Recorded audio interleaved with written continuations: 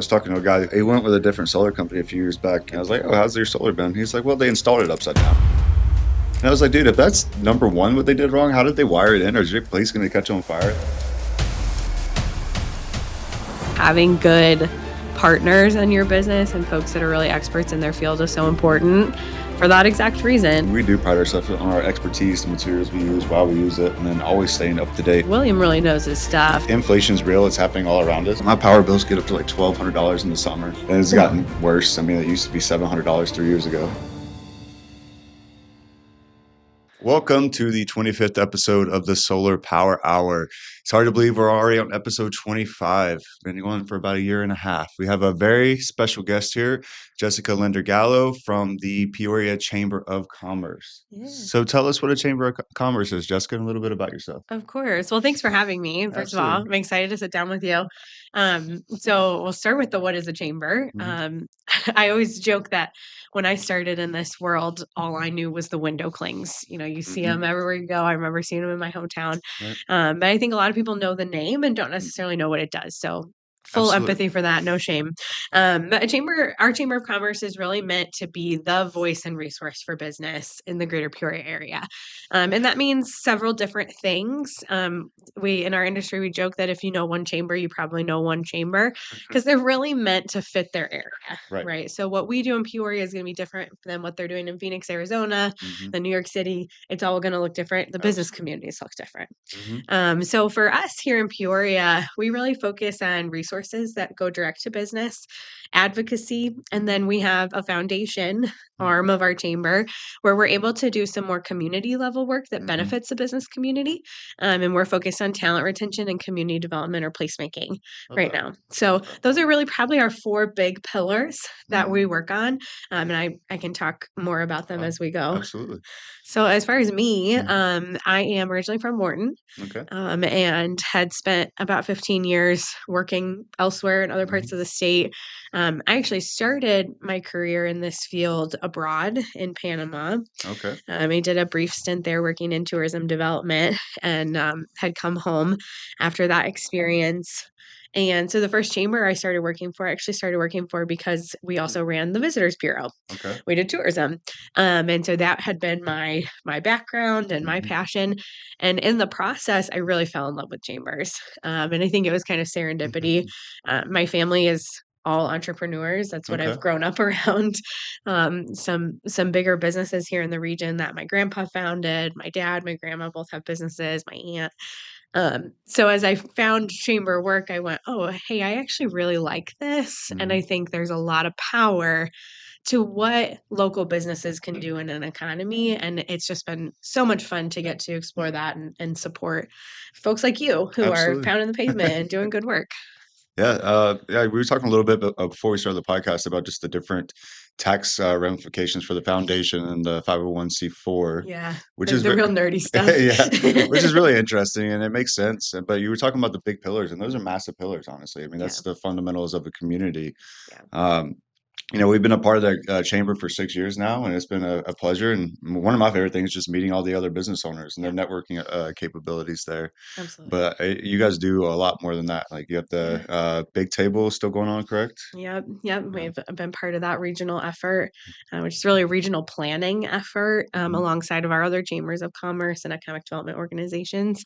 And a lot of good stuff has come from that. It's really, we gather community leaders for that. So business leaders, political leaders, civic leaders, all kinds of folks, community members, and just hear what people really value about the region and what our region wants to be.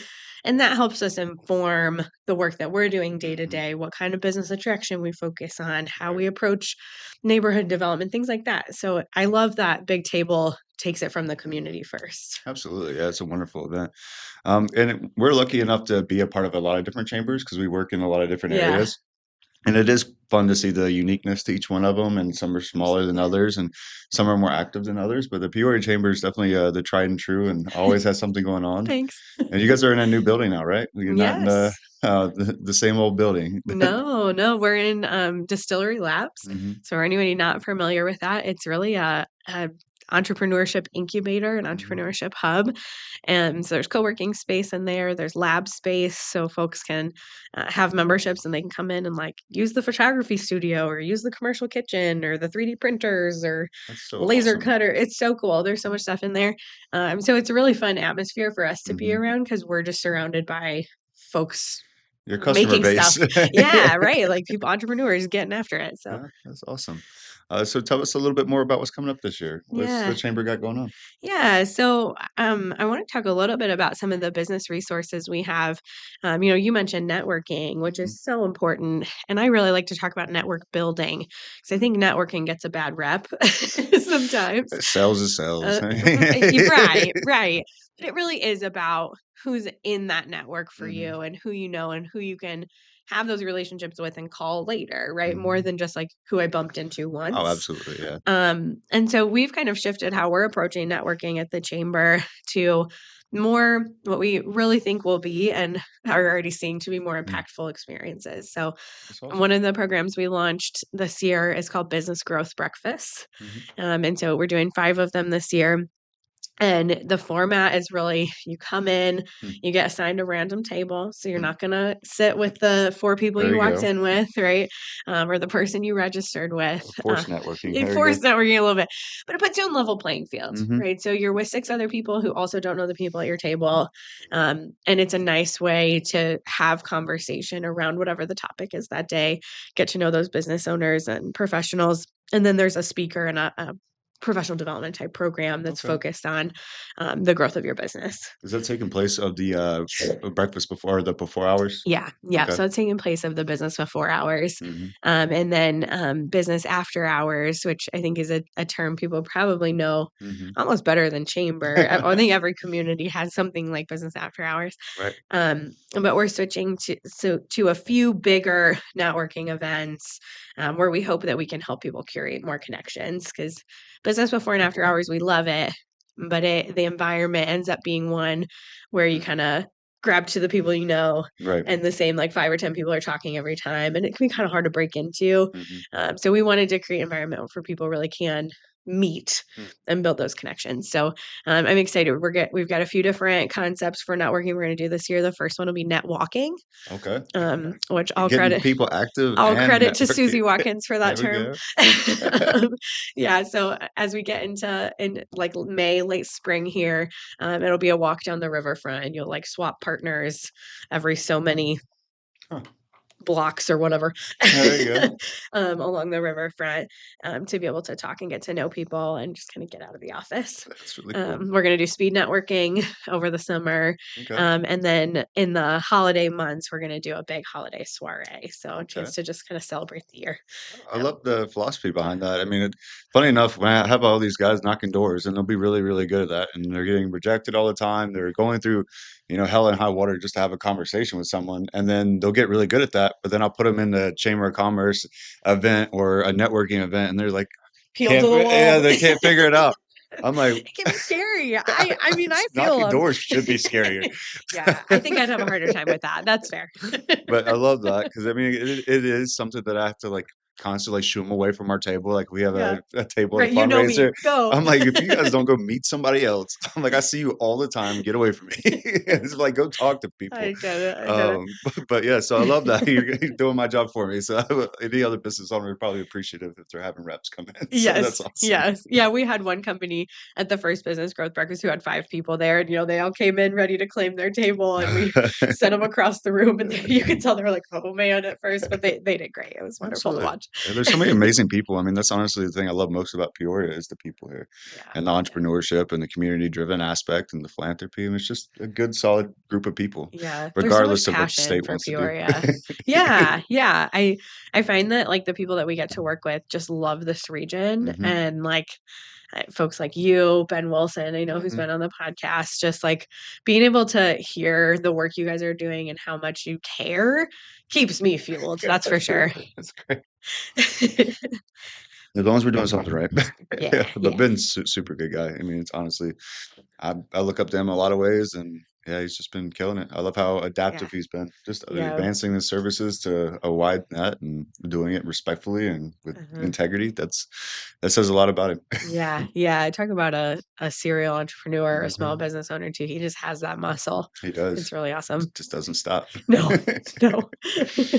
So what about other events? We got anything else going on for the chamber, or is Yeah. there some big ones coming up in the summer, I would imagine? Yeah, of course. So, we do have some bigger events throughout the year. Hmm. One of the next ones will be State of the City, Okay. as we get towards the summer months. So we do a few events a year that are meant to allow business professionals to connect with our elected officials, Hmm. and our legislators. So that's part of our advocacy programming. So State of the City, we'll get to hear the business community. You'll hear directly from Mayor Ali, Hmm. or have whoever is the seated mayor in a given year. This year, it's Mayor Ali. Right. Um, and just get to hear those direct updates on like what the city's focused on, what Hmm. they're working on. And we really try and ahead of that event be having conversations with the mayor's office to say, hey, here's what we're hearing from business owners. Here's what they want to hear about. They want to hear what you're doing to make permitting easier. They want to hear what you're doing with your Yeah, staffing. I would love to hear that. Right, right. That So, doesn't happen. and just to like make sure they're addressing some of the topics that people care about. So that's always a really good event. People tend to really like that FaceTime Absolutely. with city staff and with the mayor. And then we'll in the fall do our legislative luncheon. Hmm. So we'll invite legislators from our Greater Peoria delegation to come. Last time we did it, we did kind of a fireside chat style. Oh, that's cool. And they were so candid. It was fantastic. Hmm. We try and ask not softball questions, but, not so hard they don't wanna come back and talk to us. That's fair. They Somewhere are politicians. somewhere in the middle, right? But we try and ask really good questions and get dialogue going with them, and so that's been a really popular event as well. And then outside of events, there's just a lot of programming at the Hmm. chamber that isn't contingent on showing up and being in the room, and I think that's stuff that people sometimes don't know the chamber does, Hmm. that I like to remind folks about. So, cost saving programs, for example, Hmm. one of the programs that I think pairs really nicely even with solar, Hmm. is our Good Energy Cooperative. Hmm. So they can help shop. They are able to pool together all the businesses in our co-op and are Hmm. able to shop electric rates much more competitively than you Hmm. can as one business trying to purchase electricity. Absolutely. So that's a really great way. We have probably about 75 members Hmm. who are saving more than their membership, Oh, absolutely. for sure, on their electricity, right? Hmm. So things that just pay for themselves. We have lots of discount programs, Hmm. referral programs that our members can use for things like software, other services. And then we also have our Impact to Employer series. So those are events you can attend. They're also recorded, and then the content comes out as like blogs and stuff too. Okay. They're meant to be really reactive. So Hmm. as laws change, things change in the landscape, Absolutely. which happens a lot in Illinois. It does, You know, especially in my industry. It's been insane. yeah, right. If you're in Montana, that might not be as big of a deal, but in Illinois, it is constant. Hmm. So we try and make sure that we're updating businesses on what new laws are going into effect and how that affects them and how they can make sure they're complying with the laws. Absolutely. I would say a chamber of commerce is more important than ever now. I mean, we have inflation's real. It's happening all around us. Yeah. And then with the added cost of these fixed costs like power and taxes and things like that going up, the net profits get smaller. Yeah. And then the startup costs get higher. And then employment becomes harder. And then retention becomes harder. So it's like all Yeah. these things are working against us as a community. But, having leaders like yourself and the chamber to help support entrepreneurs is Oh, a very, thank you. very important thing. Yeah, thank you. We take it pretty seriously. So Hmm. I appreciate when it shows and when people see that. So, and the advocacy is a really big piece of that, right? Hmm. So beyond just events, advocating on behalf of businesses Right. is core to our mission. Hmm. When you look at chambers, our chamber is over 115 years old. Hmm. Um, and many chambers in the Midwest started in the late 1800s, early 1900s. These are It's wild to think about. right. These are not young organizations. Hmm. But when you look back at the original mission statements, at the Hmm. founding documents of some of these, they're still so relevant today. Hmm. Most of them were founded for advocacy. Most Hmm. of them were groups of business owners who came together and said, yeah, we don't like what government is doing and we need to speak up. Yeah. And that's still really important today. And that's not meant to be adversarial, right? Hmm. That's not meant to say that we don't respect the work they're doing, Hmm. or that sometimes they're not great advocates or allies as well. But I think it's the chamber's job to say, "Hey, legislator, here's how this is gonna play out on the ground," right? Mhm.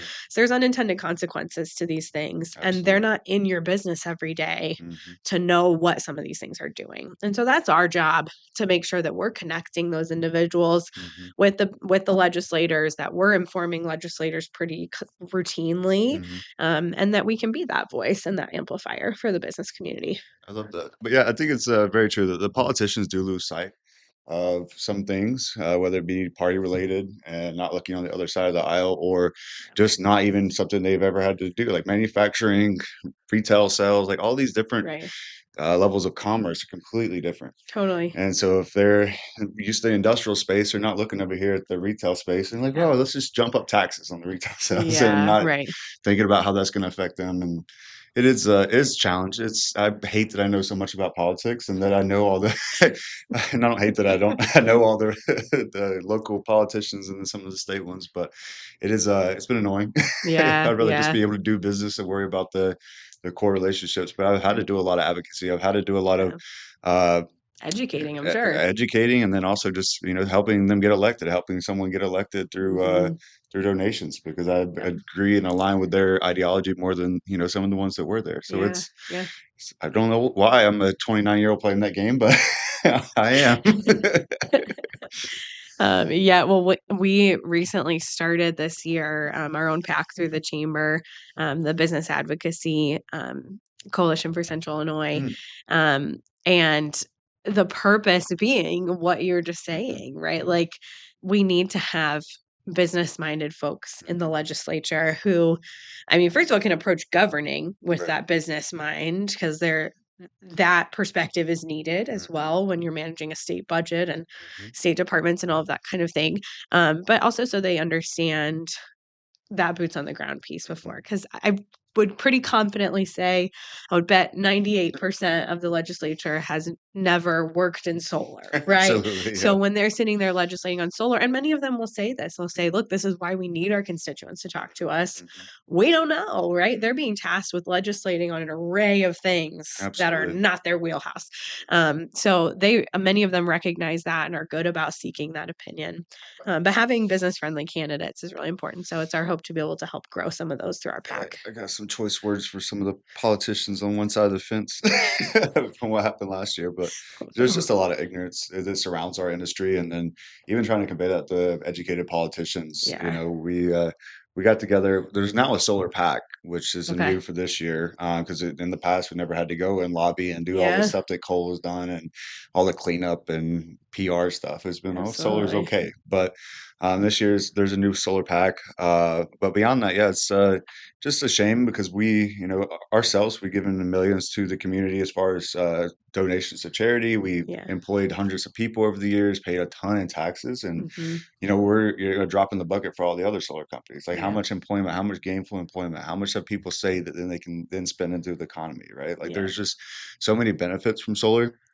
And it's just a shame to see where it's going. And now we have all these AI data centers popping up and the increased Yeah. consumption. And now we don't have as many coal plants. And it's not like we Yeah. can spin up a coal plant and nuclear station in a year. These things do not go quickly. Right. But you could Right. put up a solar farm. You could put up three solar Instantly. farms in a year. Yeah. And so it's just like we're just a piece of the puzzle that needs to be like respected as all the other pieces. If you 1000%. you missing that one Yeah. piece, how annoying is it when you finish the puzzle and you can't have that one piece left? Yeah. Last year, I spent a few days in DC talking Hmm. with legislators about that exact topic, right? Hmm. And talking about the mix of energy needs that like Absolutely. you can't look at one kind of energy Hmm. to save us at this point. Absolutely. We've got big challenges. We've Hmm. got a lot of power needed on the grid, a Hmm. grid that's pretty old.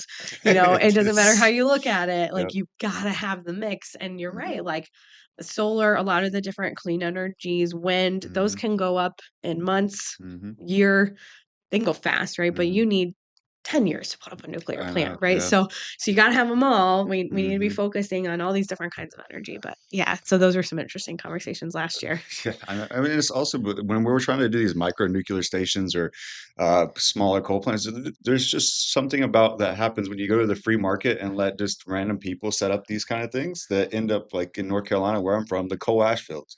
Like they poison the water table for decades and decades to Oh, come just jeez. by dumping coal ash. Yeah. The Pekin power plant, There was an $8 billion lawsuit, and it was given to the community when they shut that down due to like increased asthma rates. It was like 80% higher around the Pekin area than anywhere else in the country. Sure. Yeah. It's like all this stuff, and that was even government regulated, right?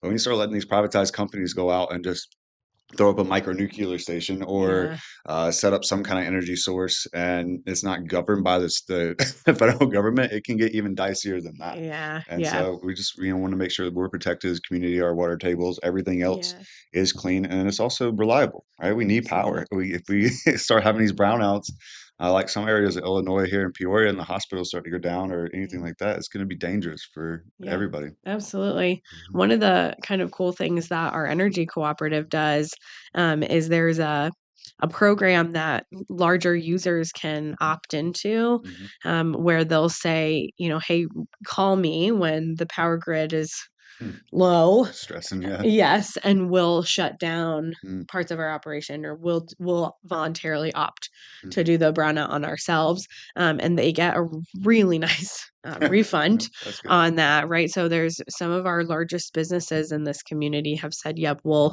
Mhm. raise our hand, we'll do that," and so that those programs are interesting too to look Mhm. at. If your operation is big enough, could you be getting that extra savings? Do you Right. have the ability to say, hey, actually, if we really needed to, I could shut off those 3 buildings for half the day Mhm. and just run on these 2 and get Right. this extra payback. So, interesting things to look at. The craziest thing I've ever seen Ameren do is hook into the people's Google Nest and then change your thermostat for you. You Oh, didn't know they did that? Yeah, you can opt into a program with Ameren so they get control of your thermostat and they will just turn it however they see fit, oh which my is a gosh. wild thing to have I happen. don't even like my husband changing the thermostat. I don't know about that. Yeah, we had a customer a while back trying to figure that out. He's like, I don't know if it's the solar. We're like, obviously it's not the solar, but let's figure out why your thermostat's just magically changing. But He yeah, had just opted in and didn't realize. Whoops.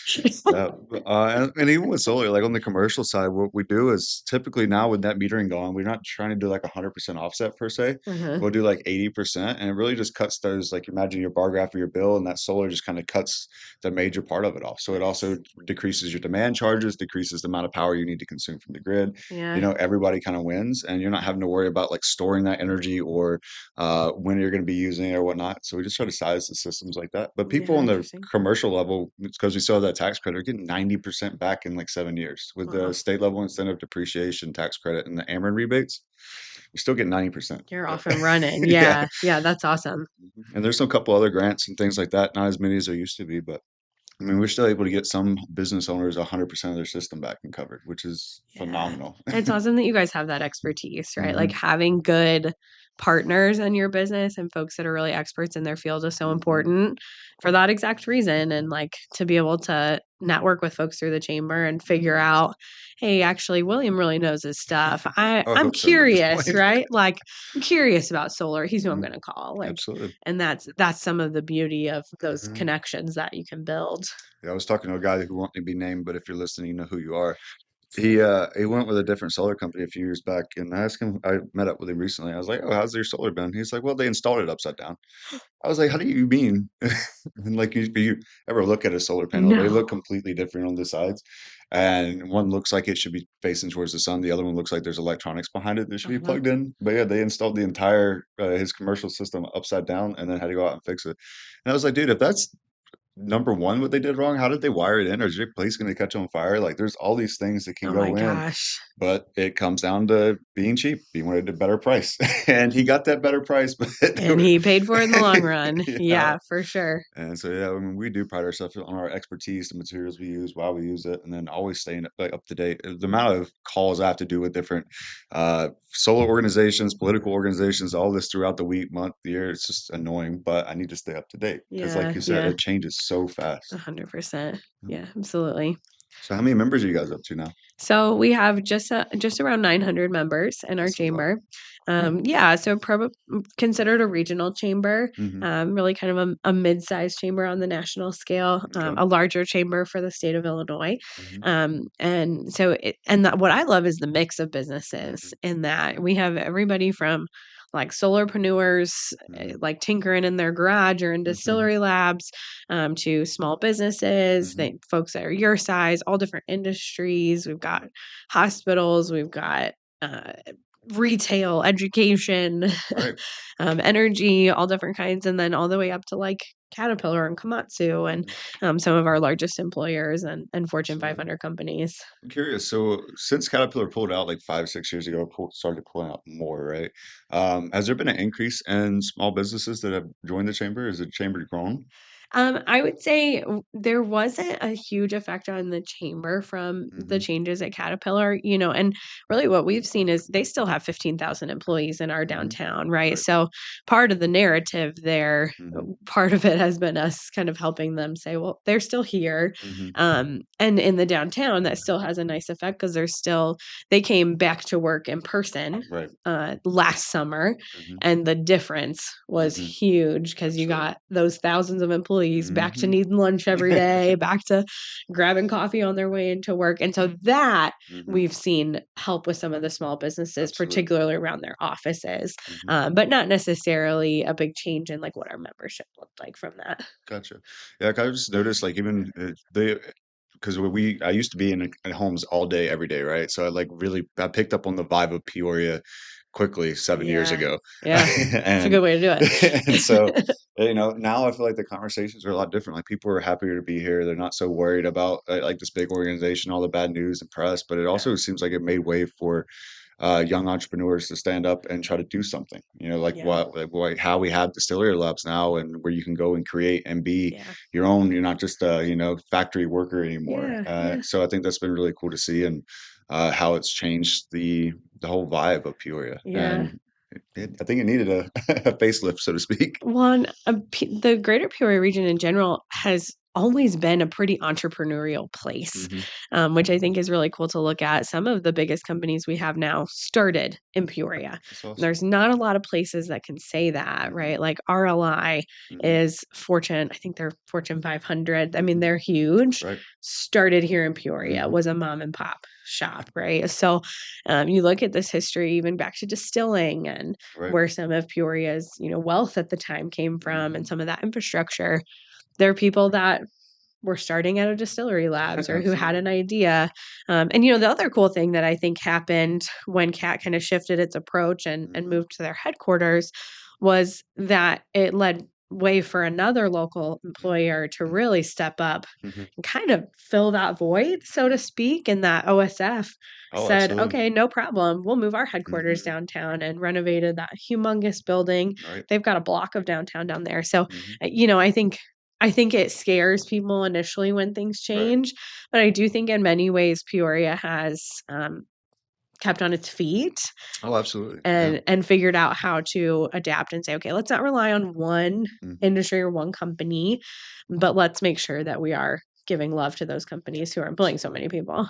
Yeah, I like what you said earlier, the diversity of the organizations you have, because it is a diverse place. Like Yeah, anybody's lived here for long enough, you've heard the expression, if it plays in Peoria. And the absolutely. reason why that expression exists is because it's Yep. such a diverse demographic. Yep. And we're honored to stand where we are today and have as many installs and the reputation we do. So we feel like what we do plays in Peoria, but it's Absolutely. Yeah. I wish I was in an industry where I could expand and scale at a different rate. But when you're having to play with power companies, state legislation, counties, Yeah. city, and the federal government, You it can only gets move so it fast. gets really Those dicey. are not notoriously quick entities you're talking about. Right. So, I mean, we wish we could do this all over the country and give people the standard of how solar should be, and like really putting our clients first. And Yeah. unfortunately, there's a lot of people out there that get led in a different direction with solar that costs them Yeah. a lot more money over time, where the company goes out of business, and then we end up taking it over, and then they're paying us again. So it's Yeah. like Yeah. Right. They come your way in the long run. they always do. Well, and talent is part of that Hmm. too. And you and I have talked about this. Like you have a real knack for hiring, it seems, and have really great people It's on gotten your harder. team. It's gotten harder over the years, but Workforce is tricky, and that's another thing we talk about in the chamber and work on.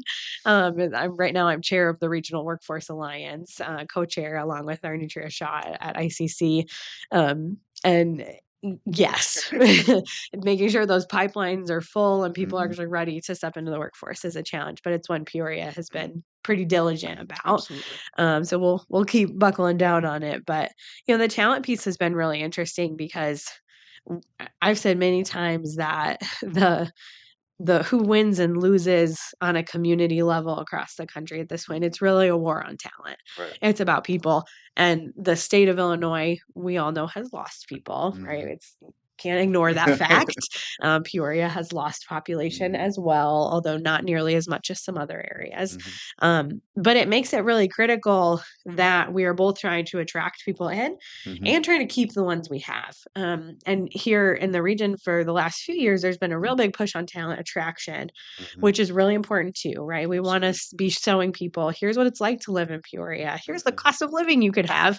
You could have this house suburban for less than half of what your house up there costs, right? And so showing people that experience and the community feel is important. But what I started to see really quickly was the retention piece. Because at the end, if there's a hole at the bottom of your bucket, it doesn't really matter how fast you fill it, the water's going out. Absolutely. Right. So what we've really focused on is how do we plug that hole and really help the people who are here move forward in their careers, make sure they know there's other opportunities. And that's been a little bit of a sell that, to the credit of our business owners, have gotten on board with, right? Like healthcare is a great example. Every healthcare institution wants to hold on to every person they've got. But if someone grows beyond the position they're in and you don't have a position for them right now, our whole region is better off if they jump to another healthcare institution than leave and go to Chicago. That's very, very true. That's a wonderful way to look at it. Right. And they've gotten on board with that, to their credit. So we've been pushing a lot of initiatives to help with that talent retention. We have a great young professionals program throughout the year. And really our goal is to help people get connected in the area, make sure they've got good mentors, they're getting good professional development, help them make friends. Honestly, making friends as a young adult, it's hard stuff. That is hard stuff, right? And so making sure they can make those networks. And, you know, the funny way to put it, I think I've said this to you before, is, you know, the secret sauce of that program is to get everybody married or mortgaged, get them to stay. But we don't say that up front. Get you trapped. Exactly. We don't say that up front. But you know, it's really fun to watch those individuals grow in their leadership and find their place in Peoria and figure out how to get involved and plugged in. Yeah, the married to mortgage thing is a very good point. I think one of the things that Illinois struggles with the most is, you know, once you get past that retirement age, everybody's trying to move to Florida or whatever, and they're taking their pensions and their retirement and their money spending, and you know, now they're at a point where their life they have that, you know, no bills, really just that free money that they can spend and really stimulate the economy. But how do we position Peoria and Illinois itself as a powerhouse? And you know, I think the Riverfront development that keep kicking down the road would be amazing. It'll be awesome. It'll be awesome.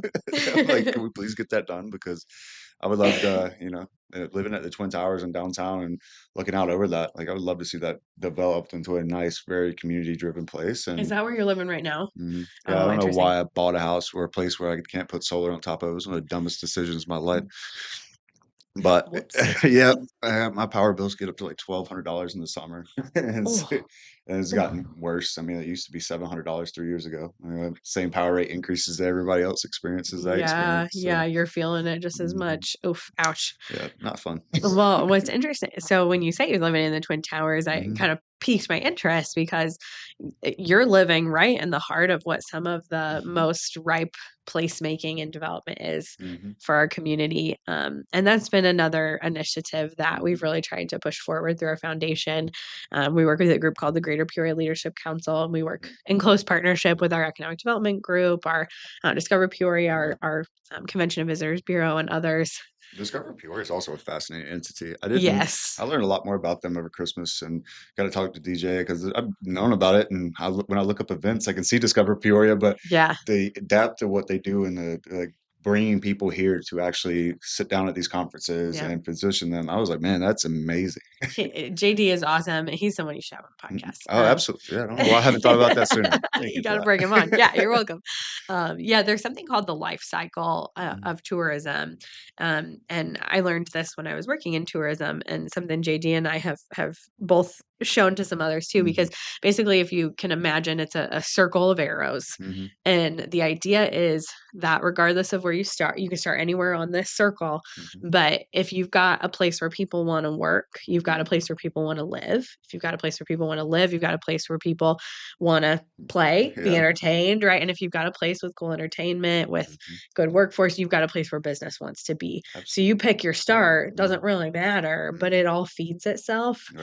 So it's kind of interesting that while their work sometimes people can think feels disconnected, like, oh, Mhm. they're just bringing in visitors. Mhm. Those visitors Oh, absolutely. are a potential talent, Yeah. right? Like, we got to show them a great weekend. Mhm. So they want to come back and go, hey, wait, I Absolutely. saw this job posted over here at Sun Collectors. That Mhm. Peoria was pretty fun. Maybe I should think about that. Right. Absolutely. So we're all rowing the same boat. I love it. Yeah, and the downtown district has grown so much in the last few years, and it's beautiful to see. And I can't wait for all the apartments to be done. And really, I can't wait for Yeah. somebody to undertake, well, the Plaza, Peoria Plaza, that or the Twin Towers Plaza. That could be an amazing place, Yeah. but Yeah. obviously it has some pitfalls and downfalls. I would love to see somebody take over that. But beyond that, like the old distilleries, old steel mills. Yeah. Like instead of just turning them into like the shops on the bottom and then some apartments, but somebody doing something really crazy with one of those spaces, like a huge event venue or something like Yeah. that. Yeah. Like, Like kind of like Vista did, but it is growing, and there's plenty of places to throw events. There's plenty of places to get food, drinks, and yeah. listen to live music. And it's growing a lot. We've had developers come in and Hmm. site selectors and stuff come in and help us assess our community and like Hmm. where the weak spots are, where the bright spots are, and consistently the weak spot that we've been told Hmm. is really they've called it our donut hole. We have a donut hole in our downtown, and so we've got these great developments kind of around downtown in that like Hmm. core that you live in, right in the central business district Hmm. needs some love and It needs some does. work, and so that's something we're really trying to focus on is what Hmm. could Fulton Plaza look like? How do Right. we reimagine that space? How do we put some extra support behind the businesses who are down here so they Right. stay down here, Hmm. right?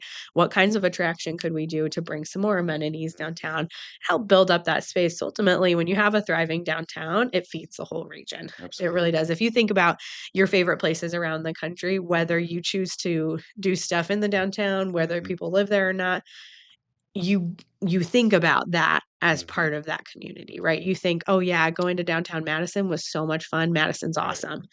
Right? And that feeds their whole region. So It really it's kind does. of a rising tides lift all boats situation.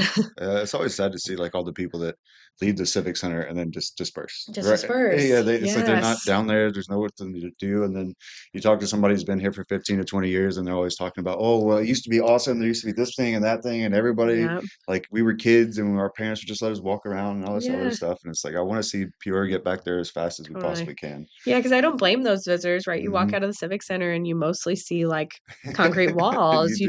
you don't immediately see activity, Hmm. so the natural thing is, "Okay, I guess we'll get in our car and figure Right. out where to go get a drink or where to go to dinner."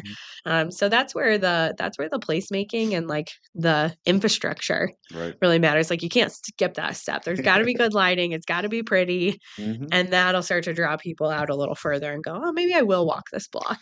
Yeah, and one of the things, and one of the things we've seen, and with the politicians, especially the city council and the mayor's office, and I have this philosophy about how the state and the federal government, because the federal government is moving so fast, like nobody can keep up, and then the states are even moving slower than that, but fast, and then we have these local city governments who are like at a snail's pace, and it's like Yeah. the state is going to absorb us if we don't do something quicker, right? There has to be faster change, like it just there's such a huge disconnect on the speed that both parts of our government are moving, especially in Mhm. the city and That's then the federal interesting. federal government level. And we're not even and if you're moving that slow on the city level, you're not even adapting or benefiting from the changes on the federal level because Yeah. by the time we catch up to that, it could be already gone. The It's too funding could late, be yeah. done. It's like there's so many things it holds there just to get big projects like that off the ground. We bought Yeah. the PNC building, great, but we could have spent the money on a lot of Right. other things around downtown Right. What Peoria. what else is happening that we Hmm. can do? Yeah, yeah, yeah. Yeah. Absolutely. That's an interesting perspective. That's one I Mhm. hadn't heard. Yes, but you can just see it constantly. I mean, like you said, the state moves so crazy and it's always changes and changes. Yeah. But if the city's not moving quick, and all my city councilmen out there and the mayor herself, by all means, let's get a let's get some pep in our step because Yeah. things are changing around us, so we need to change with There's them. good stuff that can be done, that's Hmm. for sure, and I Absolutely. think the real sauce, the real secret sauce is when the Hmm. private sector and the public sector work Absolutely. in tandem, right? Because Hmm. there's just things that the public sector that our government is not intended to do, Hmm. but if they can be a good partner and Hmm. set the private sector up, then you Absolutely. start to see things like the warehouse district where, Exactly. it takes time, development Hmm. takes time, it's been 15, 20 years in the making, Right. but that is a really great neighborhood that It people is. now wanna hang out in and Hmm. they wanna live in, and so we can do that in other Hmm. places if we can Absolutely. just Keep it stay in moving. step together. Yeah, move that direction. Absolutely. I mean, that's very true on the input cost too. It's insane to think about buying one of those spots downtown and paying full taxes on it because it's in the Yeah, 150 district, and then also labor costs now, material costs with all the tariffs. Like trying to do that on your own as a business owner and like calculate that ROI yeah, has to be astronomical, and that's it's hard. obviously why developments. But you're right. Like the public sector shouldn't necessarily affect the free market so much, but at this point, we're so far behind the Yeah, ball. Like we got to incentivize it somehow. We got to get absolutely. people there. Yep. You don't want dilapidated buildings when you're walking out of the No. civic center 'cause No, and it's that's not where good for those anybody. economic development tools come in, Hmm. right? Those tax incentives and Right. really I think we have some great organizations in Peoria to help businesses navigate that. Hmm. And so when businesses come to us, that's part of what we do at the chamber is we will help kind of triage, Yep. is this something we can help you with or do you need to go talk to the economic development group? Do you Hmm. need to go talk to small business development center? Right. And we can make those connections and those introductions so that we make sure you're getting the right support if you're Hmm. trying to figure something like that out because those Absolutely. are not most people get into business because they love the business they're in. They love the widget that they make, right? You Yeah. don't get into business because you wanted to be an accountant or navigate government regulations. So that's Preach it, where sister. these support services can really help. Yeah, that is very true. And honestly, I wish when we started with the chamber, it was a little different than it is now. And obviously, being a new entrepreneur, didn't know all the resources that were available. So, Yeah. if there's anybody out there listening who is a young entrepreneur or Yeah. needs some guidance or leadership or mentorship or just a community around you, the Peoria Chamber of Commerce and the Chamber of Commerce is in your local area, it can be a wonderful resource. Absolutely. Same thing with like the Rotary Club. I joined them recently. Love the organization Yeah. at its core, like giving back and service over self. That's amazing. Yeah, 100%. Yeah, come talk to us, right? Hmm. Like, even if you're not a member, Right. I and that's something I want to stress too is, of course, membership gets you access to more Right. resources, but first and foremost, we're here to help the business community. So Mhm. ring the phone, walk in the door, like we want to talk to you and help you get connected, and make sure that you're off on the right foot. If you go talk to if you got a great idea and you go to Distillery Labs, you're already in an incubator, and then you're That's talking to the true. chamber. You're right You there. guys are set up for success. I love that partnership there because that just makes so much sense Yeah. to help people grow. Yeah, and the Greater Peoria Economic Development Council is in Mhm. there as Oh, well, wow, I where didn't know that. There we go. Chris and I are right across from each other, so those connections are really easy. Absolutely. So what else? Anything else in our last 5, 10 minutes here? Man, we've covered a lot Mhm. today. This has been a fun conversation. Yeah, I just want to kind of praise what you're doing, Appreciate it. and the great work going on here. And when I asked what you wanted to talk about to come Mhm. on the podcast, you said let's talk about how great the chamber is and how great Peoria is. So I guess that'd be the last thing to emphasize Yeah. is like for anybody listening who's in Peoria and is like, man, what are they talking about? I just encourage you to get involved.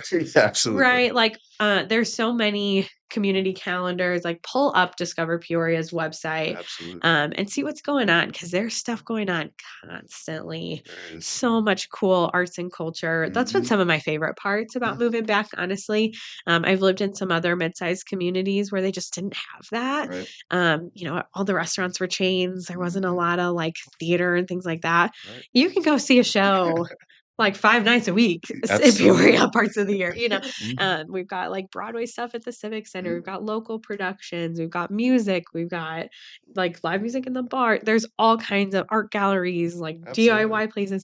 There's so much to do, and so I would Mhm. just say, like, get a little more Mhm. entrenched, like, open your perspective, and I myself am a boomerang, right? So I Mm. said I'm from Morton, and I'm just seeing how the region has changed Mhm. in the time I was gone is so Mhm. fascinating, and for me, just experiencing the region Right. differently, I have 3 small kids, and Mhm. so, when I was a kid, we kinda stayed in our little Morton bubble, and my husband and I have been really intentional to say, like, "No, we want our kids to experience everything in this region because there is such great diversity of Absolutely. people, businesses, thought, all kinds of different things that it's been really fun to explore Mhm. that now as an adult and as a parent and just, like, really see how much this region has to offer." Peoria is a wonderful place, and it's the community here. Like I said earlier, it's just the people and getting Yeah, involved in this community and developing out those lifetime relationships. totally. There's a group of guys I hang out with on Moss Avenue, and most of them are transplants from either Yeah, Colorado or and one is a city councilman from Colorado or, okay. or California.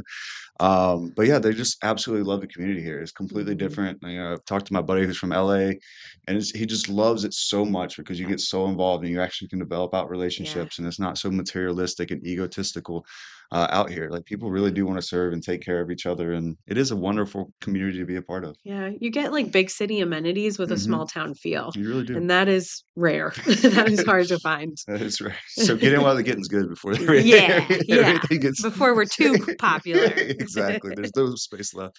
That's one. And that the warehouse district down there where the Baldonas have done all that stuff. I mean, Yeah. there's not exactly a lot of leases available. No, no, that space has filled. Yeah, it's pretty awesome. So that's cool to see. But yeah, Mhm. Jessica, it's been a pleasure to have you on the podcast, and I, have nothing but great things to say about Peoria and the chamber for the most part, Peoria, but the chamber's working on all Everybody's the got other his things. challenges. Yep, right. The chamber's going to solve the other problems. Yeah, yeah. There you go. I like that. But yeah, anything else, anything you would like to plug or websites or anything like that? Yeah, thanks for having me on. Yeah, Mhm. anybody who's wanting to learn more about what we're doing at the Mhm. chamber, it's just peoriachamber.org. So Okay, really easy easy enough. to find. And we've got a brand new, beautiful website built by Rise Up Marketing, which is There you a go. startup here in the region. So lots of good information Cool. on there. Chamber's actually using the people that it's serving. I love that. Heck yeah. Well, we'll see you next time on the Solar Power Hour.